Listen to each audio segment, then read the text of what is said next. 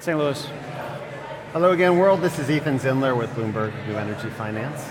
I'm pleased to be with you here today in Paris, and I'm very pleased to be joined by Colin Wellenkamp, who's the Executive Director of Mississippi River Cities and Towns Initiative, which is an interesting initiative. I was just hearing a few moments ago from two mayors who are members of your organization. Tell me a little bit about what you guys are doing and why you're here today. Sure.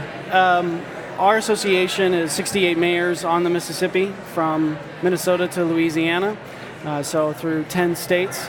And we're in Paris to pursue the beginning of an international river basin agreement that will protect the river basins of the world from climate change, make them more resilient to it. Because two of the greatest impacts from climate change are food and water security. And most of the, put it to you this way, 35% of the world's farmland is in river basins.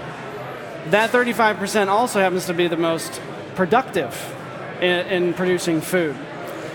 And on top of that, rivers sustain the most fresh water withdrawals out of any of the other sources.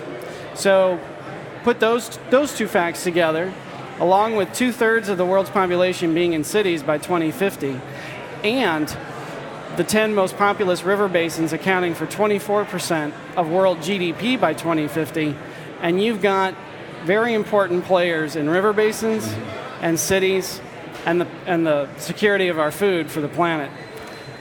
So let me ask a dumb and perhaps naive question, but we always assume climate change affects the coastal regions and the rising of the seas. But what is the actual, when we literally talk about a river, are we talking about a higher river or more flood events? What does that mean exactly? We're basically, what's the concern? We're basically talking about climate change is adversely impacting river basins' ability to provide two essential environmental services, and that is food production and fresh water.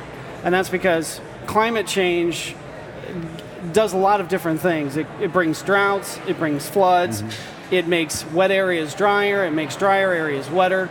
It shifts a lot of the inputs that we depend on. And so if we're talking about changing the fundamental character of the areas that produce the majority of our food and fresh water, if we're not careful and don't plan for that, then we're talking about a serious food security issue in the future. Let me ask you about politics for a second. Mississippi runs right down through the heart of the U.S. Yes. Through some fairly, let's just say, progressive parts of the country in terms of embracing and understanding and believing in climate science, down through the South, and some parts of the country that are, let's just say, are less on board. Right.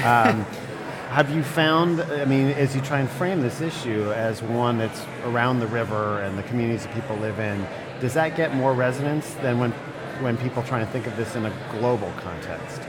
The Mississippi River politically runs purple. You have blue in the northern part of the river, and you have redder in the southern part of the river, and sort of a mixture in between, in the middle. Where you are on the river, you sort of have to come at climate risk in different ways for that constituency.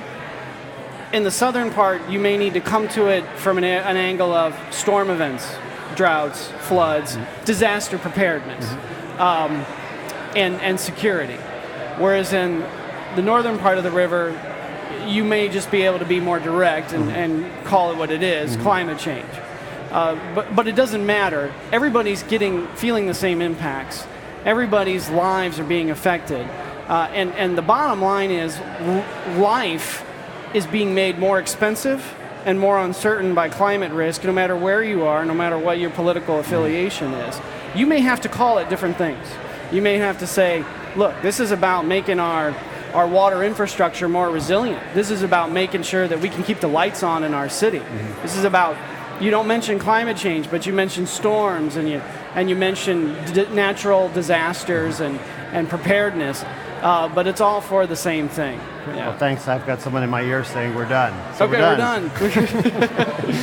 All right. So, Colin, thanks so much. Thank you. This is Colin Wellenkamp with Mississippi River Cities and Towns Initiative. Thanks so much for joining us today. Oh, you bet. Pleasure.